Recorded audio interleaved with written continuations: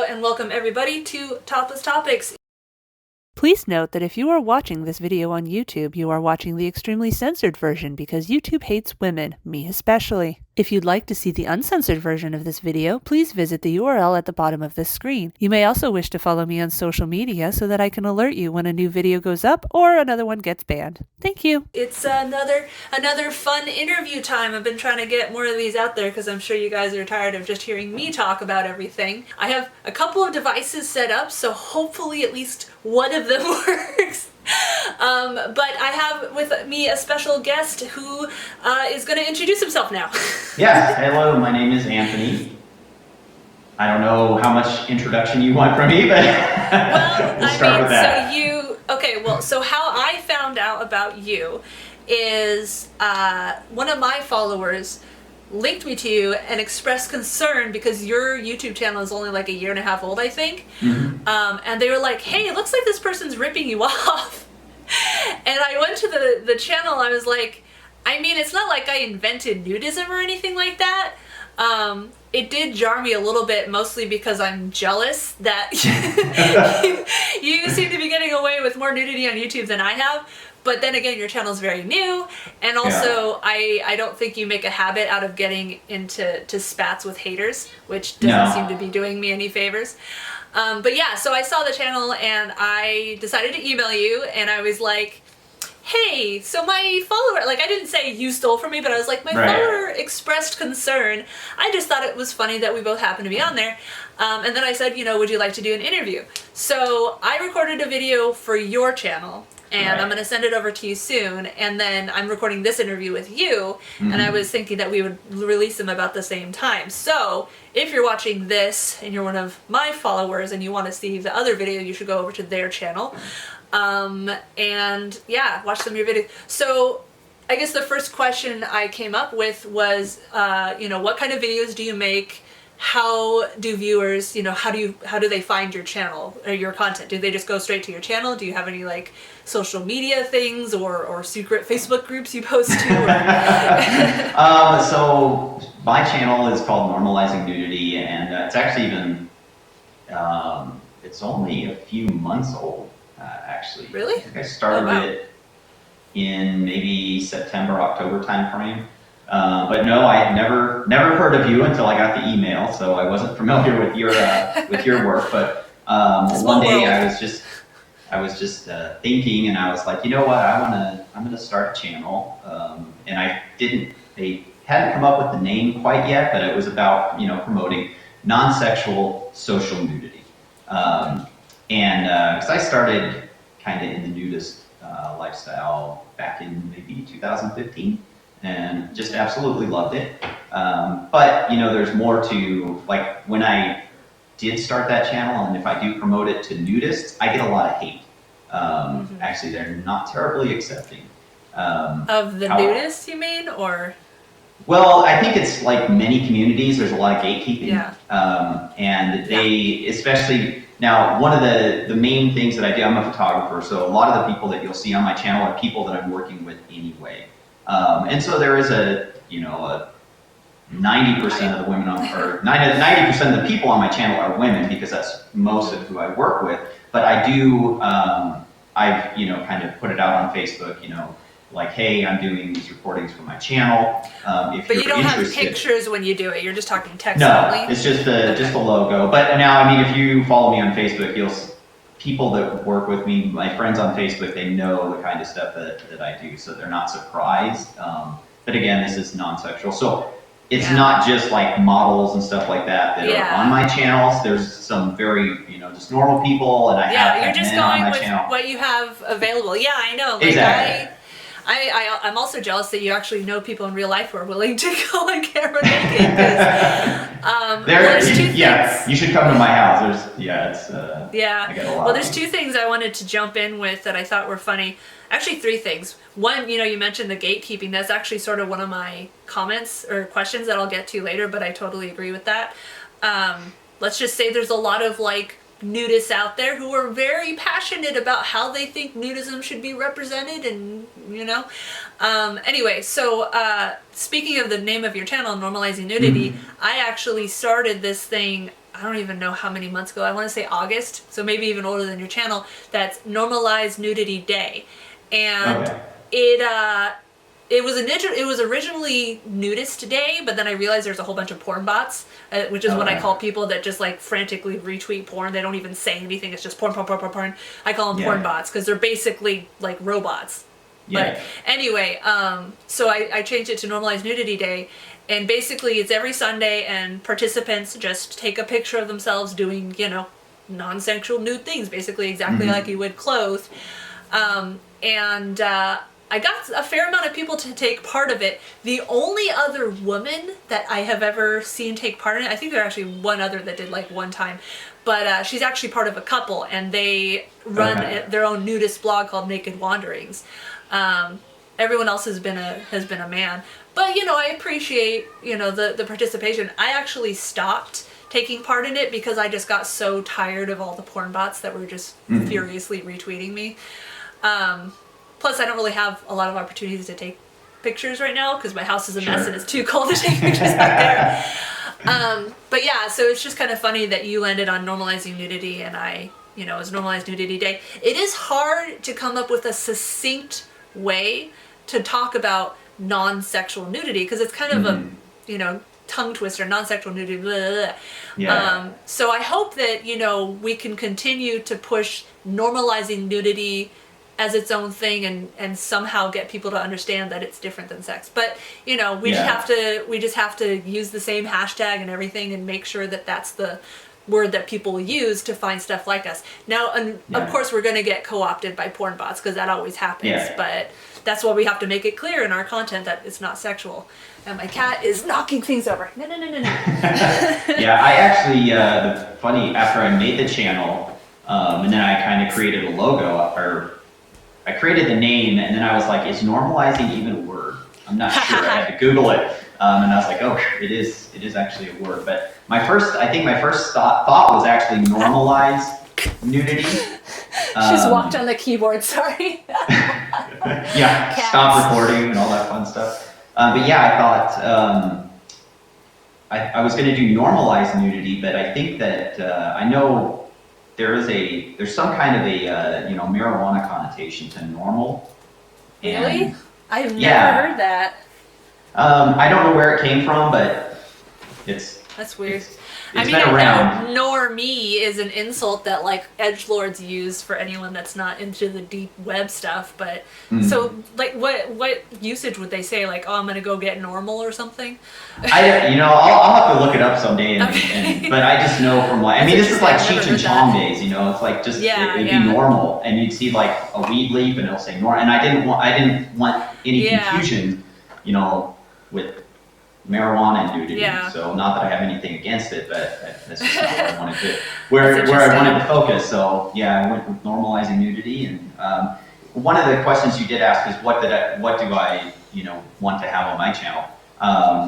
Most of it right now has just been interviews because that's the easiest thing to do. I have had a goal of doing activities, just friends doing things naked together. I've been able to do one video that is still up. Amazing. Side note: everything that I put on YouTube gets taken down almost immediately, and then I have to appeal it, and then most of the time it'll come back. Okay, I was gonna say, because the way that YouTube has been for a really long time is every time you get a video taken down, they give you a strike, and if you get 3 strikes, they wipe your entire channel out. Yeah. I did do one video a few months ago. It was basically, it was one of my activity videos. It was one of the gals that had done an interview. She's an aerial artist, so she came here and did silks in the nude, and they took that down and gave me a strike. And I appealed it, and they said no. It's and And you said you had a whole Vimeo channel deleted, right? Yeah, and that one I did a lot. I do like boudoir. I do a lot of different stuff. I mean, it's okay to do sexual stuff as long as you're delineating that this is sexual. Right. Just standing here is my not. Vimeo channel I'd had for years, and every once in a while I'd put a video up, and I did one that was more risque, and I put a link in there. Yeah. Because the model had an OnlyFans. And as I was trying to upload it, it would reject it, and I kept trying to get it to go. And I'm sure I probably had tag words or something, Yeah. But I had never read like way down into the Vimeo terms of service. And, I kept trying to submit that video, and then it was like, I just got a notice that said your account has been deleted. And so I've been using Vimeo for a long time, and I hate their website. It's super buggy. And like they make it really difficult to, like, one thing that sucks is that as much as they ban me, like I have, I showed you a screenshot in the email. YouTube just hit me with 2 bans where it's just giant pixel boxes from chin down. They still take it down, but at least they make it a lot easier to like look at all your comments and look at your views. My thing with Vimeo just happened right at the end of 2020. I pay $1,000 a year for the premium tier because up until I found Plexstorm, Vimeo was the only one that I could do topless live streams through. And they sent me this email and were like, you're using over 99% of bandwidth of the whole website. We need to, we can quote you the executive package. It's, whatever. And I was like, I looked at my stuff and it said that I got 126,000 views in a month. And they said that was over 99% bandwidth for the and my videos don't go over 720p. And I'm just like, how tiny is your... Sounds like a form letter. Yeah, and I just was so pissed, and I went in and I deleted all the recorded versions of all my live streams, and like put a bunch of my like most popular videos on private. But at the same time, it wasn't that, like, I wasn't like that peeved about, I was peeved about them telling me that I need to pay more money, but I wasn't that peeved about taking the top circulated videos down, because it's never about the quality of the video. It's just about how sexy the title is or how sexy the thumbnail looks. And I'm not going to put, a fake title. So like the videos where I interviewed an actual adult worker, obviously that one got more views and stuff like that. But anyway, so that's my thing with Vimeo, and I'm going to try to look into basically just direct hosting my own video, but I don't know how expensive that is or how complicated it is, so it's kind of on the back burner. Yeah. Sorry, I'm like, I should warn you, when I interview people, it's more like a conversation. Because I'm used to being the only one talking, so. So yeah, you're talking about, you're interviewing people that you already kind of know. Did they consider themselves nudist, or was it just they wanted to support I would say it's a very small percentage of people that I interview that actually have any tie to nudism per se. Some are like the video that I just recently posted. The woman is she grew up in Europe, and so for her, nudity is just totally normal. There's nothing bizarre about it. That's what I always hear, and I'm so jealous, because it's like, oh, you don't, all these websites. I mean, the main focus of my content is topless topics. It's inequality in how people who look female are treated versus people who look male. And it's like something that nobody even questions in Western civilization or like American civilization. They're just like, obviously. Or like they equate female nipples with dicks. That really drives me crazy too. It's, most people don't know, and I have a horrible memory, but I think it was in the 30s or 40s that it was actually illegal for men to be topless, but of course it's with the patriarchy. They were like, hey, we should be able to take our shirts off at the beach. Okay, we'll change the law. Thank you. Done. Thank you for saying that. It's like people are like, well, I'm like, yeah, they stood up and it instantly changed. Right. Yeah, that's a whole thing I could go on and on about. So we can get into it now since, we already brought it up. But speaking of, nudism as like an identity, like, so I have a video interview with a longtime member of my community called Kenny Riot. Well, that's his username. And if you want to watch it, if anyone watching this wants to watch it, it's at toplesstopics.org/Kenny Nudism. And I'll put it in the description and everything. And it's basically talking about the nudism label versus someone who just doesn't like to wear clothes. Kenny hates, he not hates nudism, but he just strongly disagrees with a lot of the like structure and the identification. Like, he linked me to this crazy article where this person legitimately was arguing that N for nudist should be added to LGBTQ. Oh my God. I was like, what? And, you know, like, ironically, just before I started this interview with you, there was this whole Twitter thread going on that, you know, I was tagged originally so I could see all of it.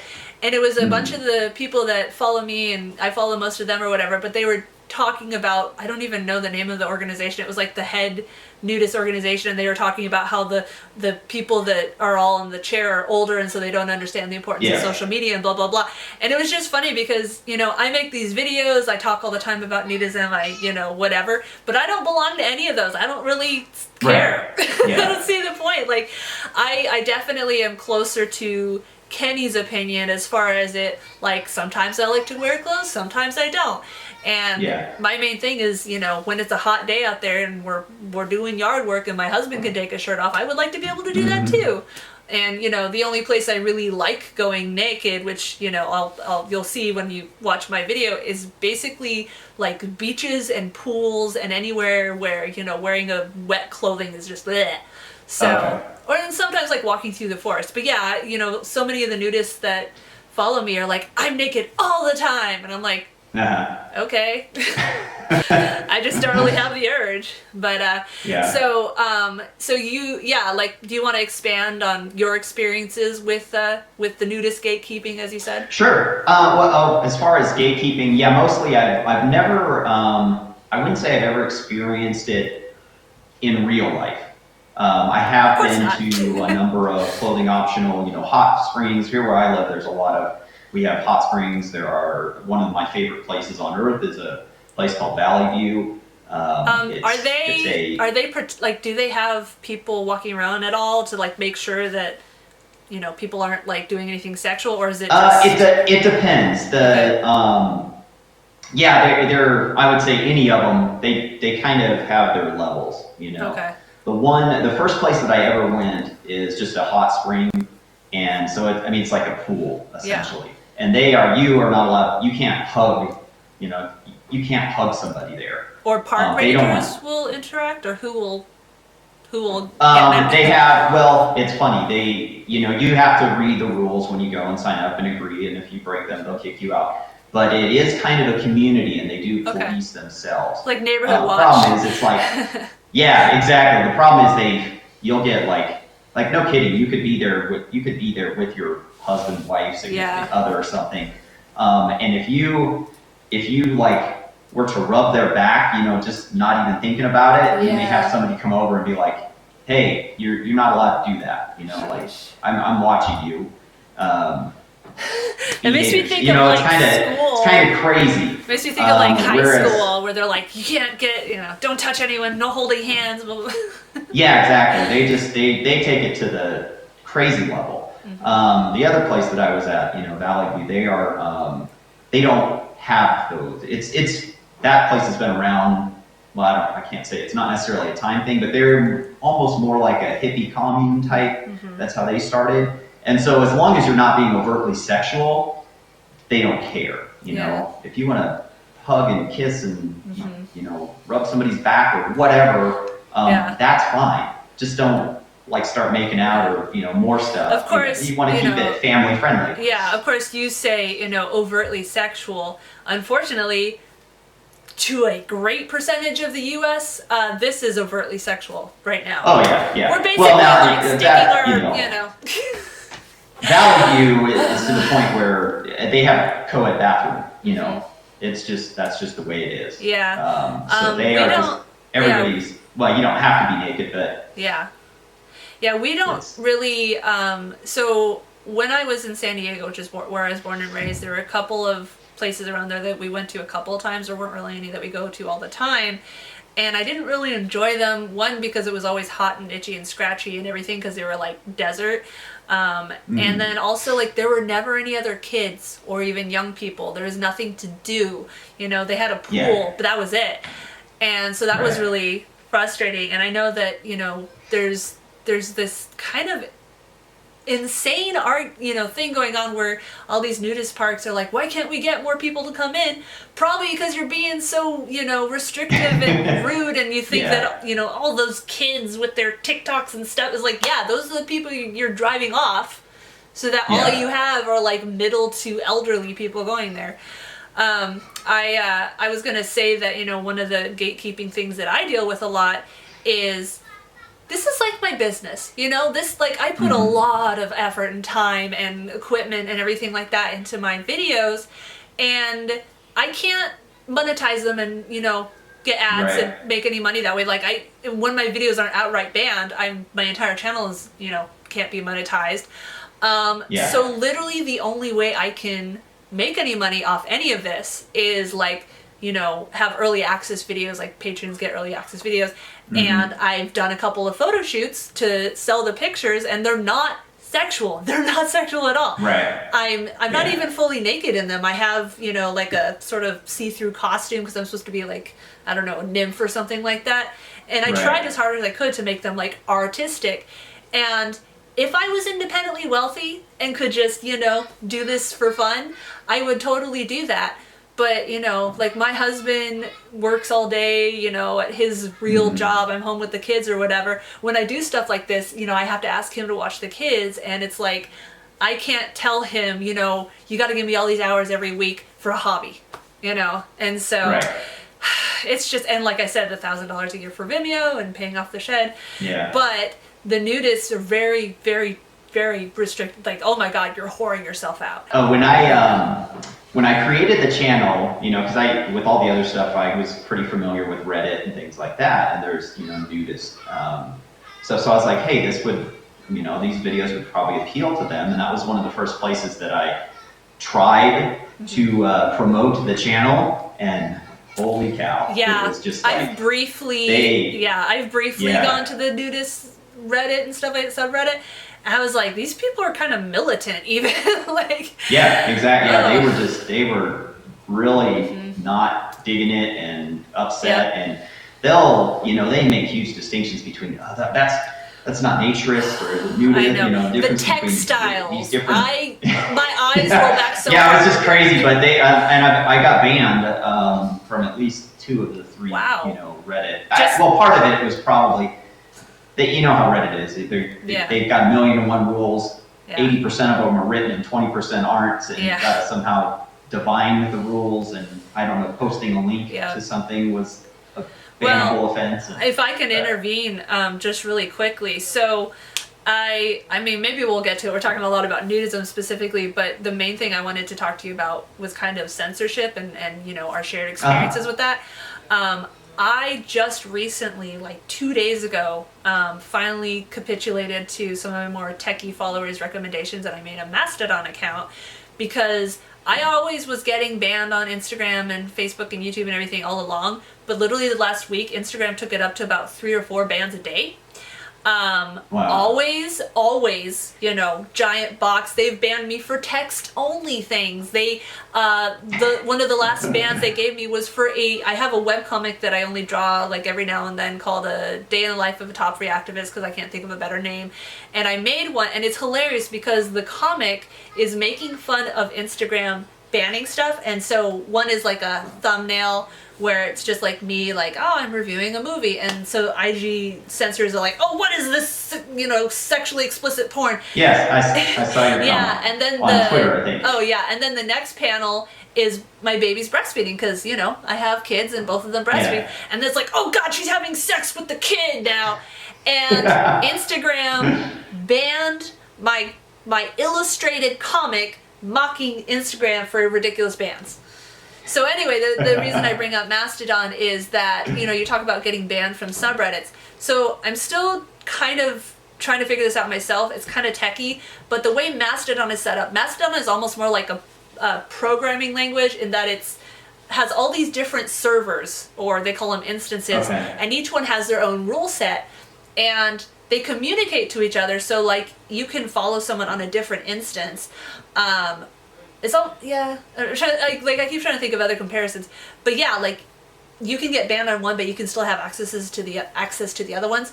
What's interesting is if a specific instance or server, like for instance, a bunch of the Nazis on Gab tried to move over to Mastodon, and so apparently what happened is all the other Mastodon places that don't like Nazis basically cut them off. So they have their corner over there, but they don't have any of the sharing with the other servers or whatever, which I thought was interesting. So I'm just, I'm going to try out Mastodon. I know it's kind of a confusing thing. It's not as convenient as Facebook where you just blah, blah, blah, but at least you have a lot more control for what you can post. So sorry, I just want to throw that in. No worries at all. So yeah, that's really where my gatekeeping experiences have come from. Yeah. Once I put that channel up and started trying to share it. What kind of specific things did they say? It's been a while. I can't remember. Sometime they're. Oh, actually, this. I'm sure you'll be able to feel this. Because of the a good majority of the women that are on my channel, as a photographer, I work with them. Yeah. So a lot of them have OnlyFans. One of them is, no kidding, a porn star. Anytime there's any sex work involved, if they mention it, they're like, "Oh, you should not let them be on your channel. They're going to ruin the message," and I'm like, "No, you obviously don't understand because we're talking about it's okay for non-sexual nudity. Yep. If you're a nudist, does that mean you never have sex for pleasure? Have you banned that from your life, or are there times where like it's okay to be nude for sexual reasons, and then you can do something like this. You can hang out with your friends naked and not be sexual. So a sex worker can also enjoy non-sexual nudity. That's the whole point. I know, that's why I always, I don't pigeonhole myself where I can't talk about sex and I can't interview. I do not do sexual things, and I will never do sexual things in my videos, no matter how much people offer to pay me. They're always like, I'll give you any amount. They think they're the first one that ever did that. But yeah, I know, it's a really awkward situation where there is a lot of exploitation. Like I said, a lot of, we tried to do the Nudism day, and there's all these freaking porn bots using the same tag, and that, if that's all that people see when they search the tag, yes, that's very misleading, and that makes them think that's what nudism is.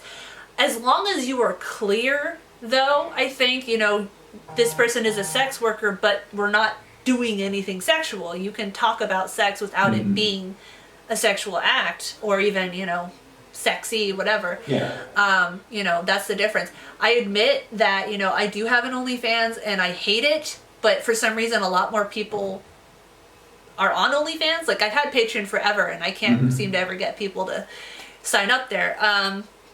And I hate that, it doesn't matter how clearly I say I'll never do sex things. I always get, oh, blah, blah, blah.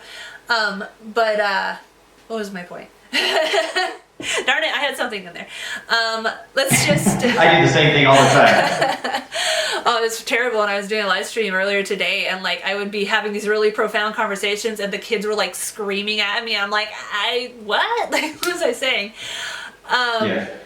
But anyway, the last thing I was going to say about, the nudists getting mad that I have an OnlyFans and stuff is idealism doesn't pay the bills. So, if you're not going to pay for my Vimeo and my shed and stuff, suck it up. What can I say? Right. Brands, the only brands that will answer my messages at all are sex toy ones.